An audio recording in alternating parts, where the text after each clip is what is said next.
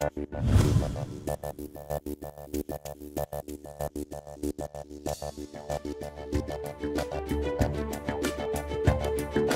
you have located a candidate that you're interested in, what is the first step in the process when someone is applying at ICES? You've found a candidate, you've reviewed their resume, but can you tell me what the interview process is like at ICES? Well, the first step is I'm the recruiter at ICES. I call the candidate. And so I do some initial screening based on the technical skills that they have, also the location, location. It's not just in real estate, it's also in recruiting because of, how commuting is in the Washington, D.C. area, and I'm sure in other towns too. But I want to make sure that people are going to feel comfortable with the commute. I discuss salary right up front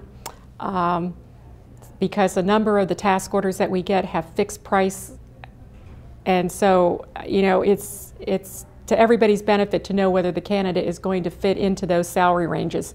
So I do all the initial screening. From there, a candidate would either go to one of the owners of ICES to sit down and talk maybe possibly about future work that we may be developing or current positions. If it's a task order that we receive, we usually have maybe a week to 2 weeks to respond. So that might mean going directly to the technical lead on the contract, which typically would be one of our ICES employees. They would review the resume to see if they were a match. Then it would go to a review board on the contract where they would then pick the best athlete. And that may or may not be done by an ICES employee. It's probably, there's several companies that would be involved in that. When a candidate interviews with ICES, I understand that you talk about salary up front, but what are the different points throughout the process in interviewing with ICES that you discuss salary? Really, the first discussion is probably the most important as far as salary is concerned. With the government contracts that we work on, and I think probably this is the wave of the future, most of the contracts have pre-negotiated labor categories, which means for X number of years of experience, the company has pre-negotiated rates based on what their benefits are, et cetera, what they can pay. If a candidate doesn't fit within that labor category, then I usually discuss with the candidate right up front what I think we can and cannot do.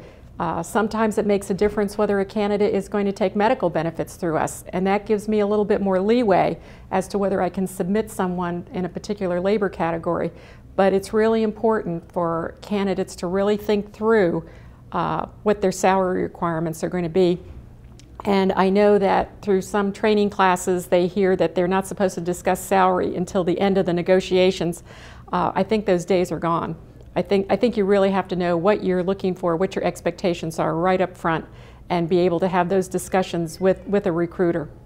When someone comes in for an interview with the ICES team, what is the next step? Is there some follow-up that ICES does with a candidate, or is there follow-up that you recommend that a job seeker do? Well, I may be unique as a recruiter. I always recommend that the candidates contact me and never be afraid to pick up the phone and call.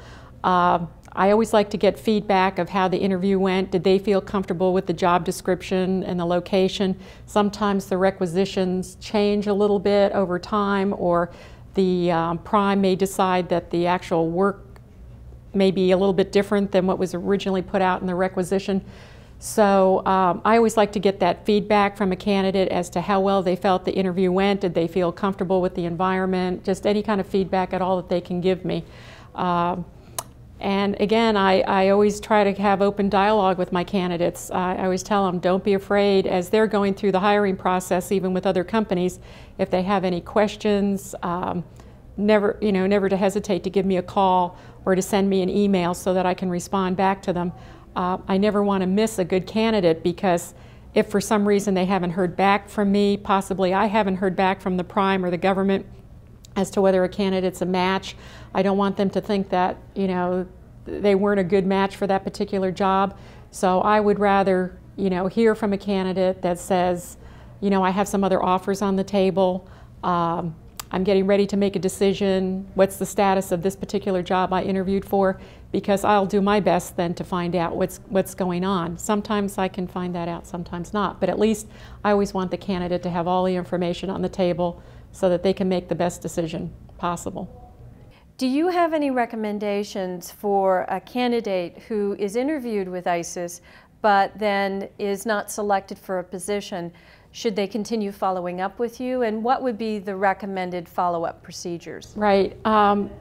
If a candidate isn't a match for the current position that we've interviewed them for, but they're interested in the company either because of our benefits, our culture, the size of the company, I always encourage people to stay in touch with me.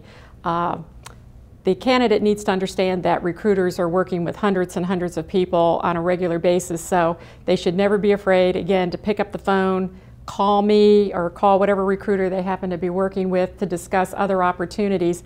If a company has a website where the jobs are posted, and frequently they change on a daily basis, they should continue to look at that website. If they see positions that they feel that they're a good match for technically, then by all means they should definitely pick up the phone and contact the recruiter.